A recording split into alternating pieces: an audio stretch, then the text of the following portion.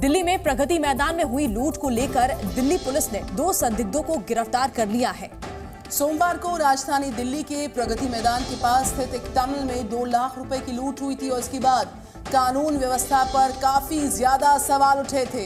इस घटना के बाद सोमवार देर रात तक पुलिस एकदम अलर्ट मोड में दिखाई दी। पुलिस के आलाधिकारी सड़कों की खबर आ रही है कि 2 संदिग्धों को गिरफ्तार कर लिया गया है।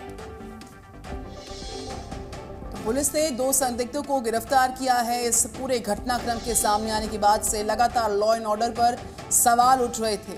कानून व्यवस्था सवालों के घेरे में थी। किस तरीके से प्रगति मैदान के पास एक टनल में 2 लाख रुपए की लूटपाट को अंजाम दिया गया और इस पर बड़ी कार्रवाई का इनपुट मिल रहा है। दिल्ली के प्रगति मैदान में हुई रॉबरी की वारदात ने दिल्ली में कानून व्यवस्था पर तमाम सवाल खड़े कर दिए हैं और जिसके बाद से दिल्ली पुलिस के जो सीनियर अधिकारी हैं वो खुद सड़क पर उतर करके गश्त कर रहे हैं। और इस वक्त हम मौजूद हैं दिल्ली के लाजपत नगर इलाके में और यहाँ जो दिल्ली पुलिस के स्पेशल सीपी हैं साउथ के सागरप्रीत हुड्डा और यहाँ के जो डीसीपी हैं जॉइंट सीपी हैं सब यहाँ पर पहुँचे हुए हैं।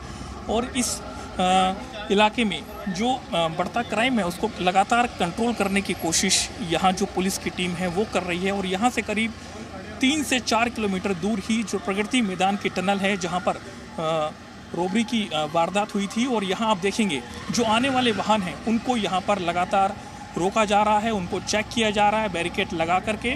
और इस तरीके से ये पूरा जो क्राइम हुआ है और जिसके बाद से जो रॉबरी की वारदात हुई है प्रगति मैदान के टनल में, उसके बाद से जो दिल्ली के एलजी हैं और उसी के साथ में उन्होंने खुद जो इस पूरे मामले पर संज्ञान लिया था। और इसी के साथ ही अब जो है special CP Sagarpreet Hooda south के और इसी के साथ जो है नॉर्थ के जो दीपेंद्र पाठक हैं वो भी निकले हुए हैं सड़कों पर और लगातार पूरी दिल्ली का जायज़ा ले रहे हैं।